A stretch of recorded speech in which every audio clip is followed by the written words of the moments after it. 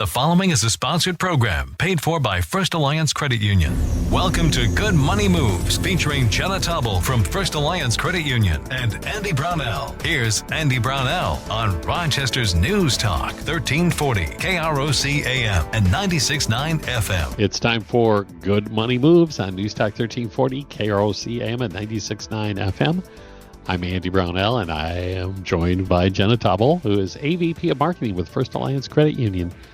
Hello, Jenna. Hello. Last week, the topic on Good Money Moves was refinancing your car loan. What's the topic this week? Yes, well, we have talked quite a bit about car loans the last couple of episodes, so I want to bring it back to some basics and talk about smart financial planning, which you're probably thinking that's what this whole podcast is about. So we're just going to dig back into the basics because I think it's really important that we really focus on maybe practical steps to start to build some secure financial futures for ourselves. So that means talking budgets, talking, even starter investment strategies, and the importance of building an emergency fund today. All things needed for your future, which arrives far quicker than most young people ever realize. Absolutely. All right. This should cover a lot of ground, so I suppose we better get going. And I'll throw it right out there. We better talk about my favorite topic. My kids think I'm weird, by the way. Budgeting. Yes. Your budget is the backbone of your financial plan. It is so crucial that you know where your money is coming from and where it is going. And the reason this is so crucial is because having a budget helps you make smarter decisions about saving and about your spending. So taking time to either create a budget for the first time or reassess your current budget is really a good start for conducting basically a financial health checkup on yourself. And to do this, it's very straightforward. Creating a budget is very straightforward. You list your income sources, whether that's from paychecks, side hustles, government benefits you might receive, and then tracking every expense. And you can do this by tracking it as it happens over a month or by looking back at your financial statements to understand where you were spending money. So this includes tracking everything from your rent, your credit card payments, your groceries, your gas, utilities, to even small purchases like you treated yourself to a coffee or a bubble tea on a Saturday, right? Those are every expense, because once everything, even the gum you bought at the gas station, track it. And what this is going to do, it sounds daunting sometimes, especially if you've never done it before, but it can be so eye-opening. What creating and reassessing your budget does is it gives you a really clear picture, and it helps you then to categorize your spending into things that are essential or needs, or non-essential, which are wants. So these are kind of two key categories. And once you do this, you're going to have a really, really clear understanding of all this money that you work hard for and at your job, and that you are trying to do the things you want it to do. You're going to quickly find out how much of that is going to things you thought it was going to, and how much of it is going to feel either wasted in some cases, or you're going to realize, hey, you know what, maybe I'm doing better than I thought. So this is a key starting point to really understand your finances, is to create and reassess your budget on a regular basis. And I think initially, just the process of doing it makes you so much more conscious of how you spend your money. You start to look at, okay, this purchase is going to cost me essentially 3 hours of my work. Is it really worth it? Yeah, that is a great way to look at it. That's a great way to break down your spending. And once you, or it could go the other way. Yeah, for sure it's worth it. But just to have that ability to put it in that kind of framework to make your spending decisions tends to cut down on your spending. Exactly. You start to spend where you intend to spend and not where you're impulsed to spend. Impulse. Great phrase. Okay. So what, this is where it's always right. The debate begins. What budgeting methods are out there that we can use? Yeah, there's no necessarily right or wrong way to do budgeting, and you can really combine several methodologies to get to somewhere that works for you. But I'm going to talk through two examples today, and I'm going to use an example of a young couple who came in and worked with our team recently because I thought it was just. I think it's a common situation of how do you even get started with this. So they were both they're younger, so both relatively new in their careers. They had professional careers, and they had a combined take-home income of about $4,500 a month. They had some student debt, which is around $750 a month combined. Two car loans for about $650 a month combined. Utilities were around $200 a month. Groceries were another $300. They lived in a relatively smaller one-bedroom apartment for about $1,200 a month. After they started tracking their expenses, what they found out though was that they were spending like $500 a month on like dining out and entertainment, and they're like, I'm not sure that's really where we want to be spending all that money. Some months they would have a little bit left to save, but it was not really a focus for them. And so they wanted to know, what's the best way to approach actually making savings a goal through, and budgeting is the way that they were able to do that. So sure. What our team suggested was what's called the zero-based budgeting approach. And this is where you allocate every dollar to a specific expense. So you're really ensuring that your income minus your expenses equals zero. This method is really there to help you account for every dollar you earn and every dollar you spend. This can be a really great way to start budgeting because it forces you to pay really close attention to the nitty-gritty where you're spending your money.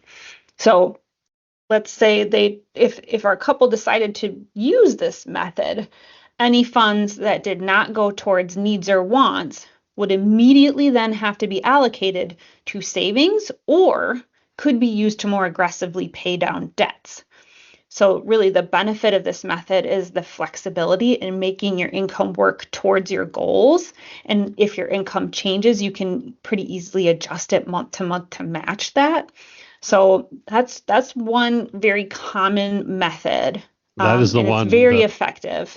That's the one I use. Mm-hmm. And the beauty of it is if you come to a month and the dollar amount that you spent, you allocated for whatever expense is less than what you actually spent or budgeted for, at the end of the month, I just tally that up in one column and plop it over here and put it towards either savings or debt reduction.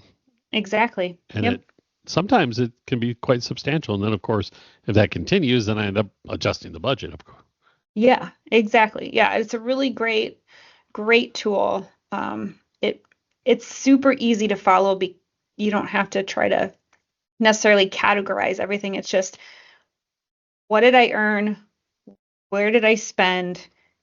Is there anything left? What am I doing with what's left? If I spent too much, where do I need to cut? What's something I can cut back next month? Another common approach that has become a little bit more popular as well is, and I think we've talked about this before on the show. We have. It's the 50-30-20 rule. And how this works is it's pretty straightforward too, and it actually hyper prioritizes savings and debt repayment, which is what I really like about it. So you allocate 50% of your income to your needs. Needs being your housing, minimum payments on debt, food, utilities, insurance, those types of things that you have to have and you have to pay for it. 30% to your wants. So this is your dining, your entertainment, whatever whatever is not a need gets put here. 30%, that's not a small amount of money. Like it gives No. you a lot of room to still have fun, and which I think is why people really like this method. And then the remaining 20% of your income is then put towards savings or aggressive debt repayment. This method it's very straightforward, and it really does help you balance your financial priorities while still leaving you room to have fun, which is always people's fear when it comes to the word budgeting, is that they're not going to get to have fun with their money anymore and it's going to become a chore, right? So if, let's say our couple that we were talking about earlier decided to use this 50-30-20 rule, they would, and my math is generalized, it's quick math. So they'd be essentially allocating like $2,250 a month to their needs, $1,400 to wants, like $900 to savings or extra debt repayments.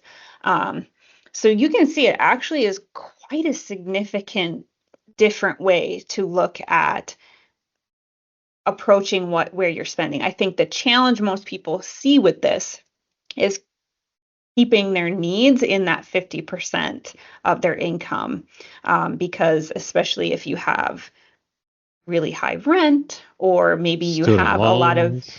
if you have a lot of debt, and because that minimum debt payments is in that 50%. So this can be a challenging rule to live by, but it is super effective if you want to like really focus on your savings and building that up. So that's why I bring it up. Again, it really the categories are simple, and it really does prioritize savings, which is so important. It's a bit less maintenance work to do, I imagine. Yes. Yep. To keep track of things. Okay. We have to take a break. My goodness, we're talking about smart financial planning today. And budgeting, of course, is the foundation of all of it. I'm sure we'll have some other topics along these lines to discuss when we return with more Good Money Moves on News Talk 1340, KROC AM and 96.9 FM. Good Money Moves continues in moments with Andy Brownell and Jenna Taubel from First Alliance Credit Union. This is News Talk 1340, KROC AM and 96.9 FM. We're talking Good Money Moves with Andy Brownell and Jenna Taubel from First Alliance Credit Union on Rochester's News Talk 1340, KROC AM and 96.9 FM. Good Money Moves. I'm Andy Brownell. Jenna Taubel with First Alliance Credit Union is here. And we're talking about smart financial planning. We talked about getting the budgeting thing going, of course. Different methods of doing so. Mm-hmm. And you brought up a hypothetical, well, an anonymous couple trying to save money. Mm-hmm. I guess the question would be, what were they trying to save the money for? Yeah, they were actually trying to prioritize building an emergency fund. Good move.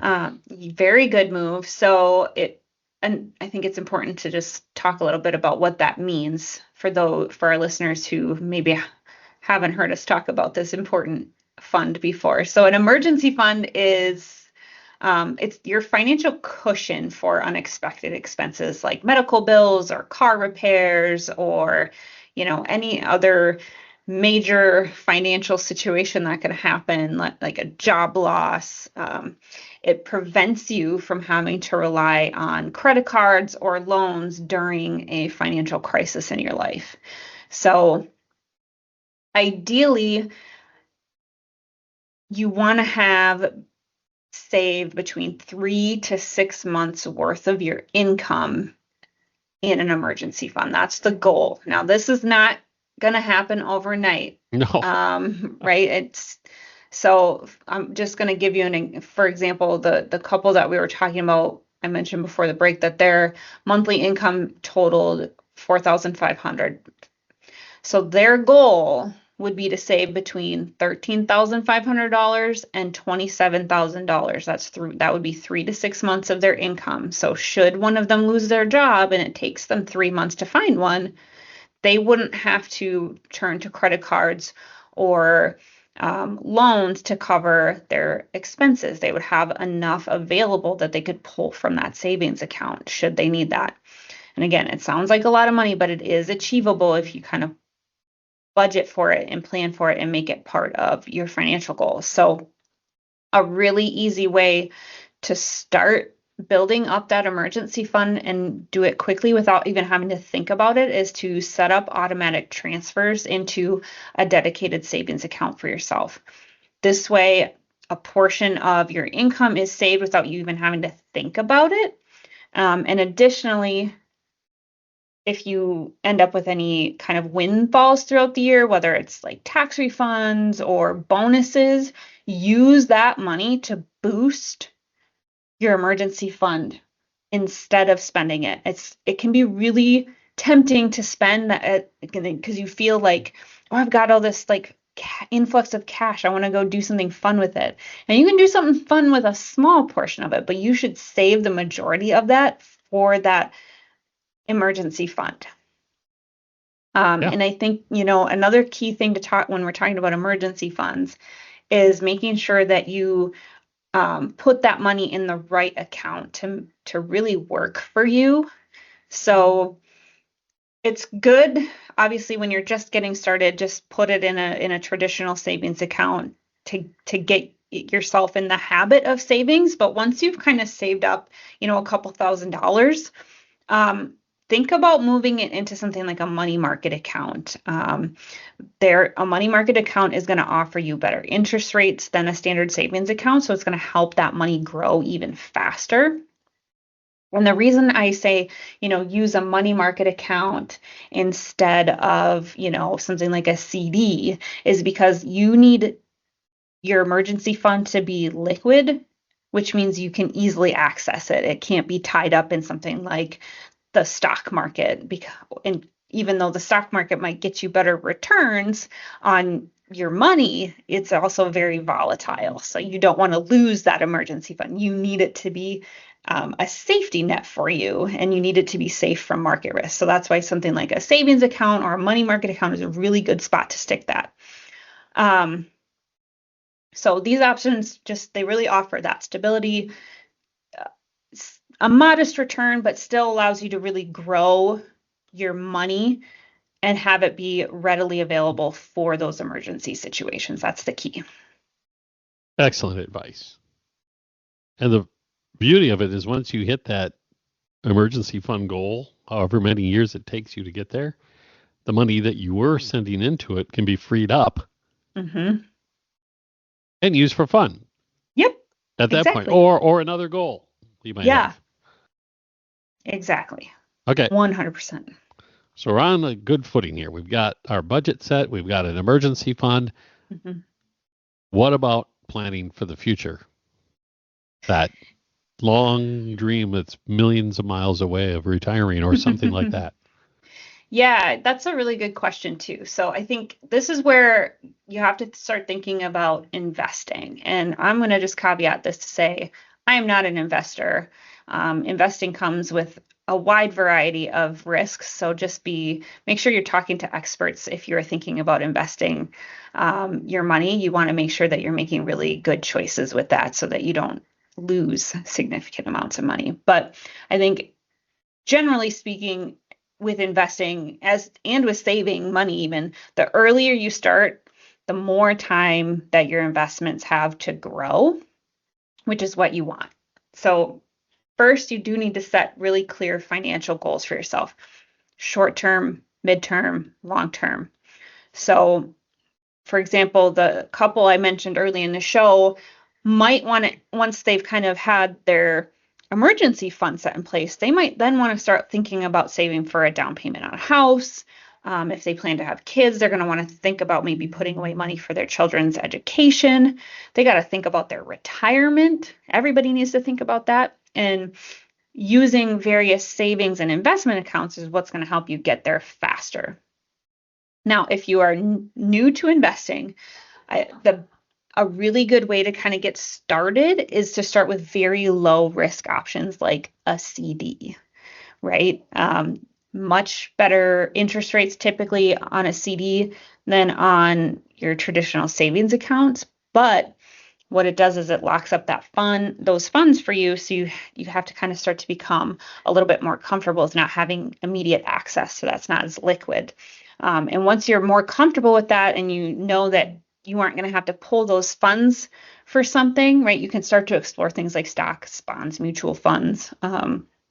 Mutual funds in particular tend to be great for beginner investors because they pool money from many investors to buy kind of like this diversified mix of stocks and bonds, and then it's managed by professionals. So you don't have to sit here and try to figure out where you should be buying and selling. Like, that's why I say make sure you're working with people who know what they're doing when you're doing this. But another key thing to really be thinking about, again, retirement accounts. These are essential for your long-term financial planning. This is what financial planning is, right? If your company that you work for offers a 401k, stick all the money you possibly can into that. It is a deferred tax account. And typically your job can just deduct your contributions straight from your paycheck before taxes.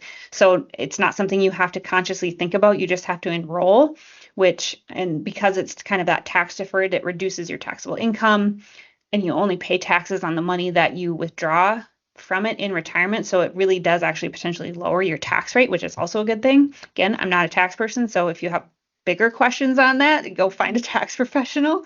Another option too, when you're thinking about retirement savings, is things like Roth IRAs.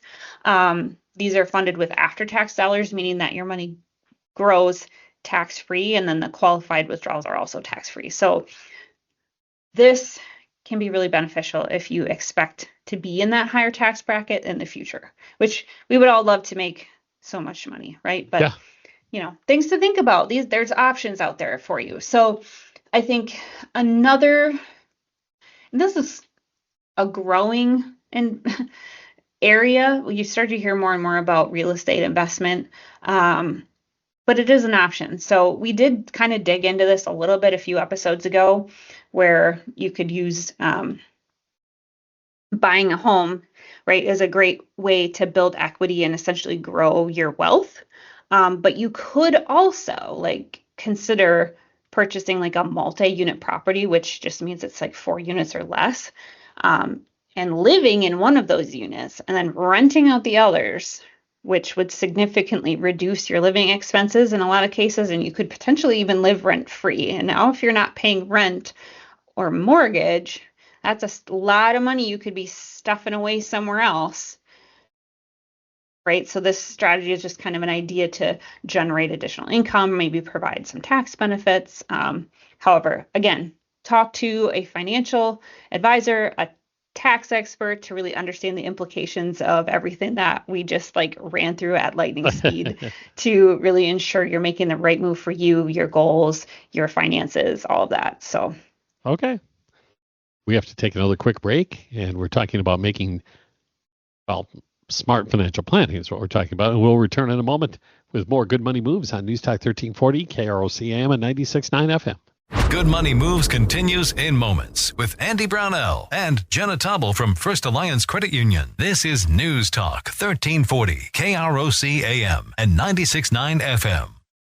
We're talking Good Money Moves with Andy Brownell and Jenna Taubel from First Alliance Credit Union on Rochester's News Talk 1340, KROC AM and 96.9 FM. Welcome back to Good Money Moves. Jenna Taubel with First Alliance Credit Union. I'm Andy Brownell, and we're talking about smart financial planning.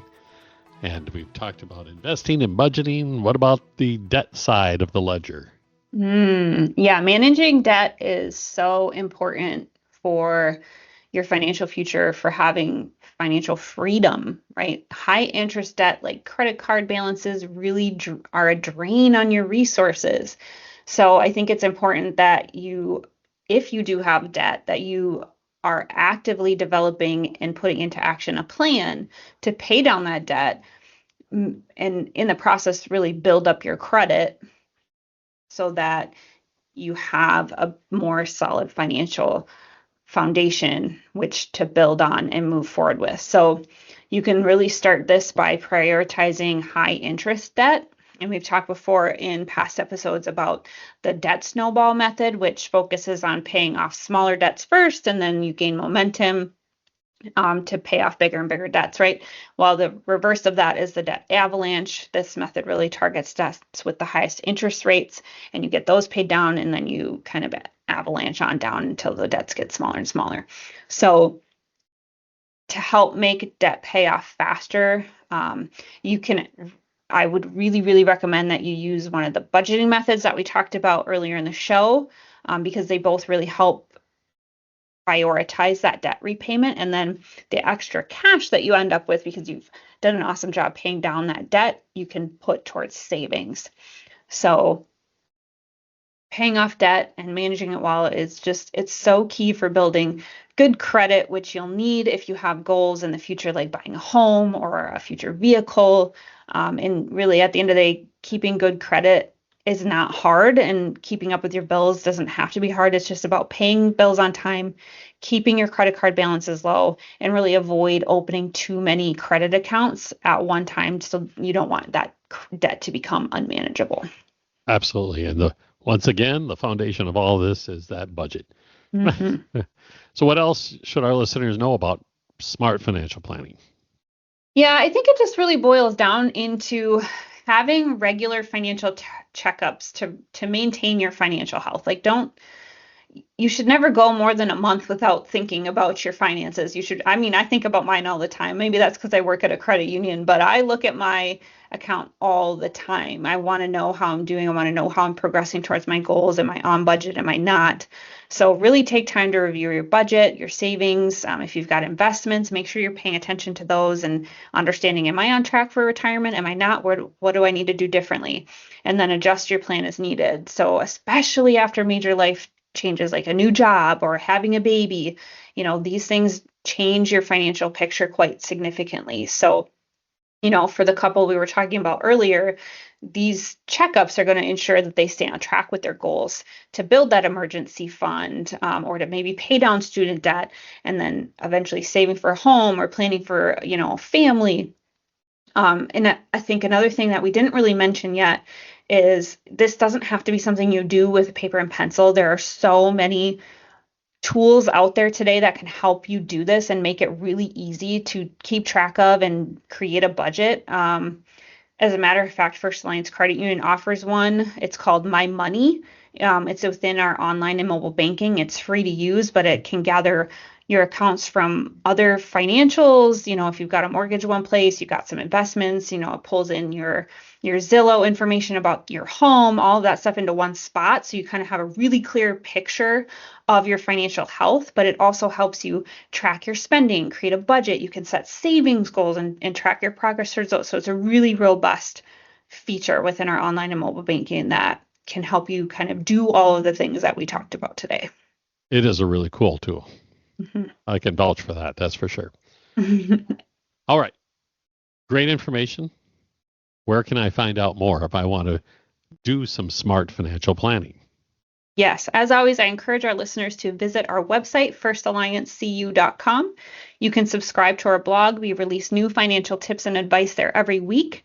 You can listen to past episodes of this show at firstalliancecu.com/podcast or on krocnews.com. You can also subscribe to Good Money Moves on Apple Podcasts, YouTube Music, and Spotify. And as always, I encourage you to reach out to our team at First Alliance Credit Union. We are here to help you start making good money moves today. First Alliance Credit Union, federally insured by NCUA and an equal housing lender. This has been Good Money Moves. Jenna Taubel with First Alliance Credit Union. Thanks again. Absolutely. And we'll have another episode of Good Money Moves next week on News Talk 1340, KROC AM at 96.9 FM.